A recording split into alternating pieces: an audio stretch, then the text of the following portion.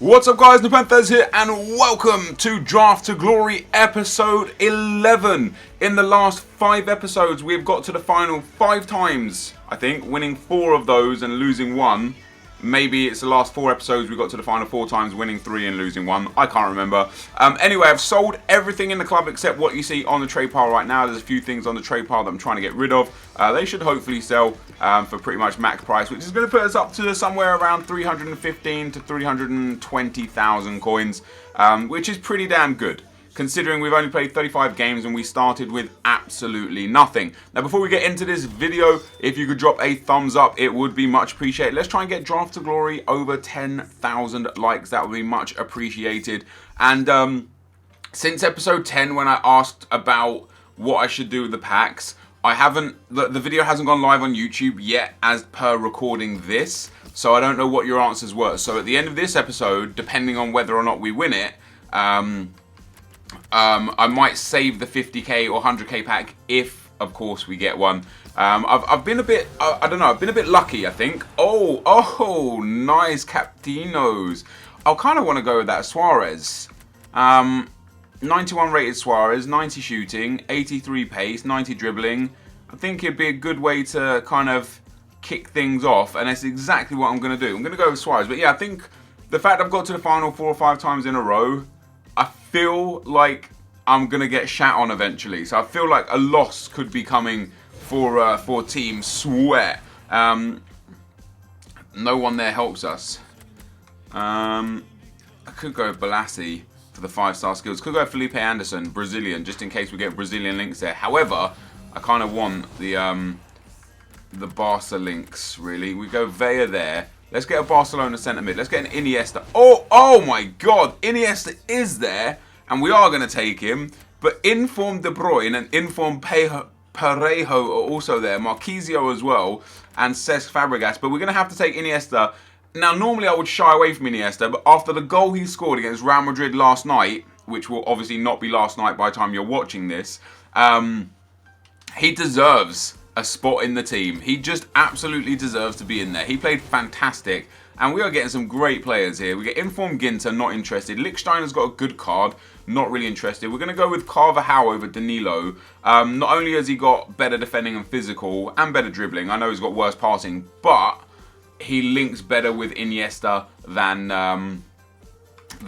Carvajal would have done because of that Spanish link. So hopefully we can get like a Ramos or a PK or something in never mind. We're gonna go with, is there a Syria defender? No. Is there there's just nothing here. There's just nothing here that helps. We'll go with Nastasic, and just hope to the gods that we get someone that can actually help us out there. We get Howardez. That actually works, the Schalke pairing. The right back gets perfect chem anyway. That's not too bad. That's not too bad. Perrine doesn't help. See, we could go Bonucci and maybe go Syria down that left-hand side to link with Felipe Anderson. But I'm probably going to go with the La Liga team. Now, I know I actually read the comments of the episode 9 video, and people said stop doing La Liga teams. This is about winning. Do you know what I mean? I've got to pick the best players that are offered to me. There's no point picking players that aren't as good as what I'm offered just for the sake of getting diversity in the team. Ultimately, every team I've built, although it may be heavily La Liga driven, every team has been massively different to each other. And sometimes I've even got like really, really bad teams and I've still done well with them. So I'm quite happy with continuing on with the La Liga trend. I like that. Now I'm thinking I should have gone with that Syria centre back. We get Tremulinas, Azpilicueta, Sidibe, Kazawa in form. These guys don't link with anyone. What have I got? I've got a German. I've got a Nigerian. I've got nothing out here that works with it. So we're going to go with Tremulinas just for hopefully to get that La Liga defenders on midfielders. We've got Iborra in there from the BBVA who will get in there. Links, of course, with Iniesta as well. And then last but not least, we go for the goalkeeper. And we will... Wow. I'm going to take Farman. It makes sense to take Farman just in case... Because, like, if I can get a good centre mid and left back, or a good centre mid even from La Liga, that's only the left wing then that's not on the perfect chem. So we're going to take that Inform Farman, give the defence perfect chem, the 10 for the goalkeeper, 10 for the 2 centre backs. Love that. we're just getting informs. And now we'll take Khomeini, so that if we do go BBVA, we've got a goalkeeper to fit in there through the defence. We get oh my god! Look at the players this is giving me. We get Mascherano, Marcelo, Manolas, Vincent Kompany. So Vincent Kompany I'm not going to go for. Korb I'm not going to go for.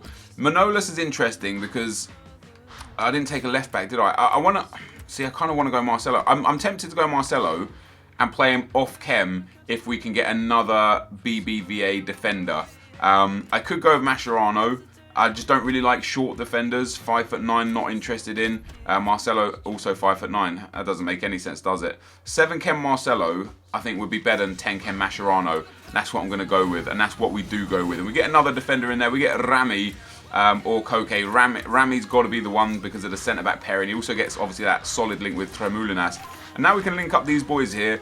We can get NepentheZ out of there. We can put the goalkeeper in. So we're already at 100 Chem, and that's exactly what I was saying to you guys about how this team will work. It's pretty damn decent. Okay, Marcelo's on 6 Chem, could potentially get him to 7 Chem. But now we've only got Suarez, Marcelo, and Onazi there, who's got a decent enough card, who's on 7 Chem, and we can definitely improve that team throughout the rest of the picks that we've got. Hopefully we'll pull, like, you know, cheeky Ronaldo, something like that. Lazaro I'm not interested in. We'll go with Redmond. Nice bit of pace to put on the bench, although we'll probably fill up the bench with other players. This is not a nice... EA are screwing me a little bit here. They're giving me two bad subs in a row. Right, what have we got from here? So we've got Kondrava, doesn't really work for us. Falcao and Diego Costa definitely don't work for us. Cavani and Mandzukic don't work for us. So it's about who do we want to put on the bench? And the answer is quite simply Kondrava. He's got the better card out of all of those that's offered to us for a super sub. We get Alcacer there, Dirk Kuyt, Mkhitaryan, Lucas and Wanyama. I'm actually inclined to go with Alcacer. He's got really good finishing. Wanyama just doesn't fit anyway. Lucas would be better for the bench, even better than Mkhitaryan. We'll go Lucas. We'll go Lucas. I need, out of these last 5 players, I could really use a La Liga CM and a La Liga left wing, or a Serie A left back specifically. Ever would work. We get a purple card in there, our first purple card, I think ever? No, I think we've got Aguero maybe before. This just doesn't work for us. None of this works for us. So again, it comes down to who do we want to put in on the bench, and it will be Ashley Young. Ashley Young's actually really decent in this game. We get NepentheZ in form, Adriano, Pedro, Willems. Again, it's just not working out for us right now. We're not getting everything that we would like to have got. We'll go with NepentheZ there for the reserve spot, and hope we're going to get something decent. So we get ourselves Ibarbo, Kuyt again. What are they trying to do? They're forcing Dirk Kuyt on me. We get Arbeloa as well. I'm not interested in Arbeloa. We'll go with Mukanjo. You know, really heavy pace and then crazy good shooting and dribbling for a 78 rated striker who could go on the bench. 2 spots left now, and we're looking at Carrasco, Charles, Slimani. I bet I've missed a La Liga midfielder, haven't I? See, I'm going to take Carrasco here, even if it means playing him at left wing and dropping Chem from someone else, just to try and get the best out of that. We could really use, we could have really used a BBVA midfielder, and we got him. I think that's it. I think that is it. It's not going to be the perfect Chem, and he's not the best player, Asensio. 3-star, 3-star, nice passing, nice dribbling, really lacking in the rest of the stats, but we could definitely take him off as a sub, and then I'm going to put Carrasco at right mid because he'll still get the perfect Chem, and Vea, because he's right wing on left wing, will still get good Chem. So the only downsides we've got is Carrasco can get 10 Chem if we get a La Liga manager. Vea can go up to 7 Chem. Marcelo can go up to 7 Chem. What happens if I put him in there? Makes no difference. How tall is Tremoulinas? 5'8". Definitely not Tremoulinas. Going to be my centre back. We're going to put NepentheZ on the bench instead of. Wow, we've actually got a really strong bench. We're going to put Mukanjo on there as well instead of Nastasic. NepentheZ will stay on in case I need some defensive help going forwards. I don't know if I'll rather Onazi and Felipe Anderson to actually stay there. It's tough, isn't it? Because this way Suarez gets the perfect Chem, and I think that's more important to me, having Suarez up there. So hopefully we can get ourselves a La Liga manager. You don't get La Liga manager often. See, and again, we didn't get it.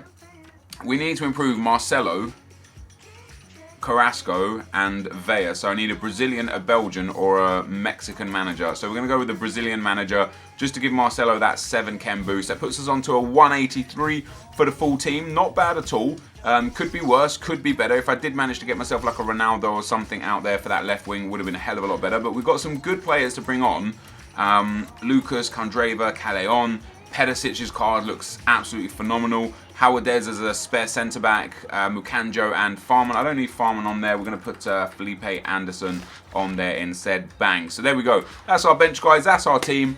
Let's get into the gameplay. Okay, guys, so into the gameplay we go, and the first team I come up against has got a 5 at the back team, but he's got a really nice team with Messi, Suarez, and Neymar in up front, so a really good attack. Now, this game was super frustrating, a game that just, you know, he's got 5 at the back anyway. He was quite defensive the whole game, and pretty much just spam chip through balls, and it didn't take long.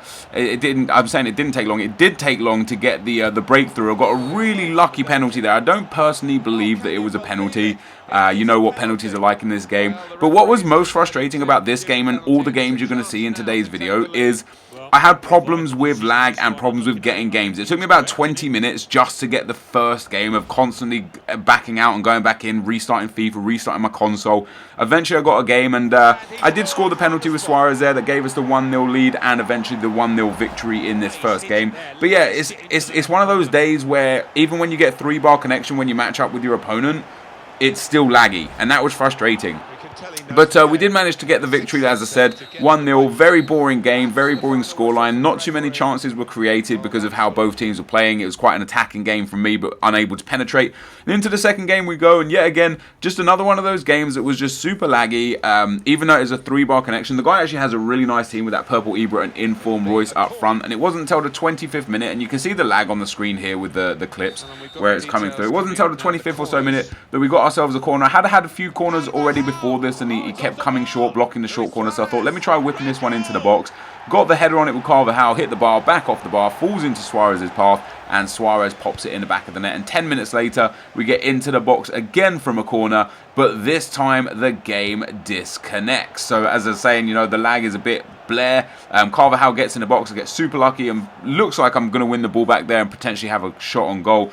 But EA says not today. But that does mean that we go through with a 1-0 lead into the semi-final. We'll come up against another absolutely insane team. He's got Ronaldo, he's got Neymar, he's got Vea, he's got Inform Parejo, he's got Iniesta, he's got Rafael Varane and Musacchio in defence. And it was a really good defense. And this was one of those games for me where I was just dominant, man. I was just dominant. I thought I deserved a penalty there. The ref gave nothing. And as the clip plays out, I gave away possession really needlessly. First of all, I made a mistake here by coming up front with Rami. Gave the ball away. He gives the ball back needlessly to me. I give the ball straight back to him with Parejo. And then he bangs it down to Ronaldo. And as they say, the rest is history. Ronaldo here manages to get inside with the nice the turn. I think it's just called the turn, and for some reason I didn't think he was going to be able to score from this angle, so I was happy to let him keep running around the edge of the box and hopefully I will get a block in.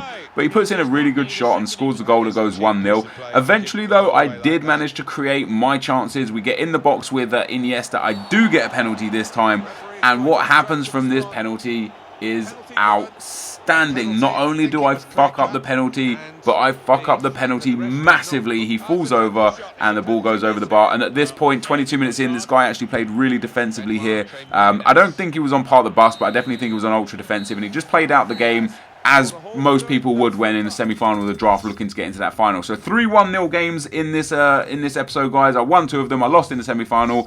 But hopefully we can still get some pretty decent packs and maybe pull a good player. Let's find out. So guys, today we only made it to the semi-final. A really disappointing performance. This team didn't feel very good. 1-0 was the scoreline in all 3 games. I won the first game 1-0 with a really late penalty. I won the second game 1-0 with a Suarez header from a corner. I don't think the guy rage quit. The game actually just cancelled, but it was a tight game. I lost the third game 1-0. The lag in the game was crazy. One of the most frustrating things in FIFA this year is seeing a 3-bar connection but having lag in the game. As I stepped up to take my penalty for Suarez, the game lags. I missed the penalty by a mile, and at that point the guy literally was on part of the bus, passing around his defence, and he managed to just see out the game. Very frustrating, but I understand why people do it in the draft. They want to get the best packs. At times, I'd probably do the same thing myself, although, you know, I like to go attacking. But without further ado, we get into the semi-final. We're losing the semi-final, so I'm not expecting any good packs. Probably about 15-20K's worth of packs in total. So we get a jumbo premium gold pack and a gold players pack. Now the gold players pack's only going to have one rare, which is actually pretty shit. We're going to open that first because it's probably the worst pack, and then we also get a 15K pack. So not great, not bad. We get ourselves a goalkeeper Adrian out of this pack. If I've got a silver as the rare card, I'll be fucking fuming. Oh my god. One rare card and they give me a silver. One rare card and they give me a silver. Absolutely disgusting, really. We're going to discard all of those. We're still in good shape in the series, you know, over 300,000 coins in the bank. Just I don't know if you could tell by the way I'm talking. I'm so frustrated with that loss that I just took because I should have done better. Not anything negative towards my opponent. He did what he had to do to win. I should have done better. I didn't feel like this team played well enough. Didn't feel like it gelled well. Sometimes I make bad teams and they play really well. This time it was a pretty decent team. It just didn't play very well. Maybe it's the formation. I don't know. We get, in the next pack, we get Biabiany in the 15K pack. And he doesn't sell. Mitrovic doesn't sell. The manager doesn't sell. We'll send all the contract stuff. Fitness cards and such to the club. We'll sell those at a later date. We get a coach, a ball, a kit, and in general just an absolute pile of trash. So we definitely lost money on this occasion. However, we're still in great shape for the series. We've got over 300,000 coins in the bank, and that's what this is about. So this series will go at least a minimum of 20 more episodes, which is fantastic. But anyway, guys, this has been the end of the episode. If you did enjoy this, be sure to leave a like, rating, comment, and subscribe to my channel if you haven't already. But for now, guys, I'm out. Peace.